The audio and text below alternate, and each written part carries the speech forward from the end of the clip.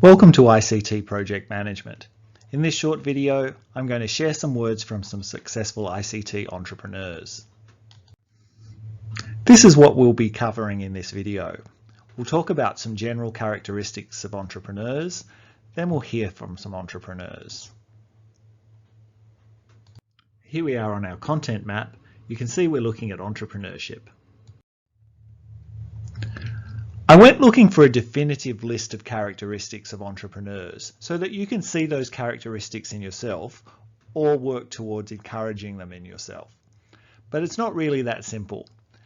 There are a million pages with between 5 and 35 characteristics of successful entrepreneurs. The further back you look, the more racist and sexist the research gets. So I tried to stick with the modern thoughts on the topic.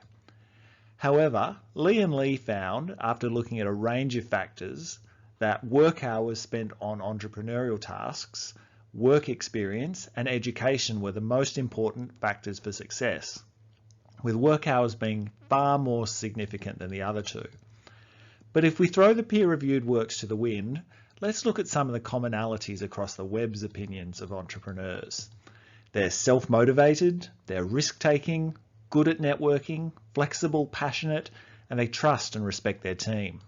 But I tend to think there's only so much value in looking at a list of characteristics because when you look at the literature, it seems to focus on other areas. Well, let's see what advice some entrepreneurs have.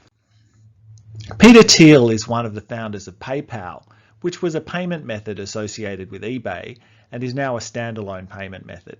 He's also founder of Palantir with a few others. That's a big data analytics company that does counterterrorism intelligence for the US government. He's a graduate from Stanford University. This is some advice that he gave for an article, but most of his advice is also repeated in his book 0 to 1. He wants entrepreneurs to think of an idea where there is little competition, because why compete in an already full market? If you know something to be true that others don't, that's where you should be working. He wants you to do one thing really well, better than anyone in the world, and that's going to be the thing that works for you. That's the differentiation that's important for him. He also wants you to think about what you're paying for your education. He's a strong believer in education. He has one of the best and most expensive, but he doesn't believe that you need to go to a university to learn what you need to know. Weigh up what you're getting from your education against the cost of that education. Zhu Chunfei leads Lens Technology, which supplies smartphone screens to Samsung, LG, Microsoft, and Nokia. She's come from being a very poor migrant worker in China to being what people are saying is the richest self-made woman in the world. There are richer people, but they may have inherited their wealth. Zhu Chunfei did not. Her first entrepreneurial activity was selling watch parts from an apartment in Shenzhen. Her advice starts with you being competitive, mentally strong, and understanding your market and competitors. She also questions the role of a degree and suggests that it's more important to understand your business. Although she worked hard to complete her degree in Shenzhen University part-time and became certified in accounting and computer operations. And she also talks about persisting in the face of setbacks. Keep on going. Suchi Mukherjee founded and runs LimeRoad, which is a really cool online Indian fashion store. They don't seem to iron their shirts that their models wear, and that's great because I don't iron my shirts either, and that's how they're going to look. After completing her master's degree from the London School of Economics, she became a senior associate with Lehman Brothers. She worked in a telecommunications company and financial companies, Virgin Media, and when she decided that she wanted to be independent, she started LimeRoad.com. She noticed that when she flipped through magazines, she'd see great fashions, but there was no centralized way to buy products that had been produced in South Asia, where so many fashions were produced. So she changed that.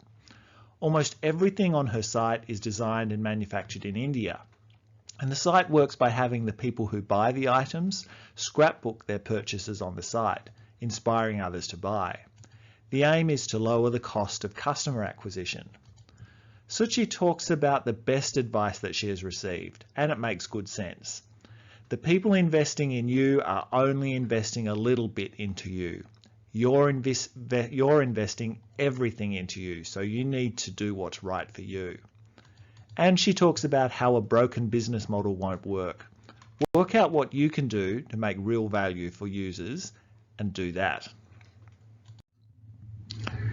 Dion DeVal created an online business called Darkie's Design, which uses Aboriginal and Torres Strait Islanders art, language and themes for their products. He's gone on to start the Yarning Circle, which is designed to engage Indigenous communities in entrepreneurial activities. Dean is a bit more pro-education. While it was difficult for me to find what advice he wanted to give to others, he was happy to talk about his dreams for his children. This short video was intended to give you some insights into the characteristics of entrepreneurs and then to share some of their somewhat conflicting advice on being an entrepreneur. Hopefully this short video gives you some hope for earning your first billion. Thanks for listening.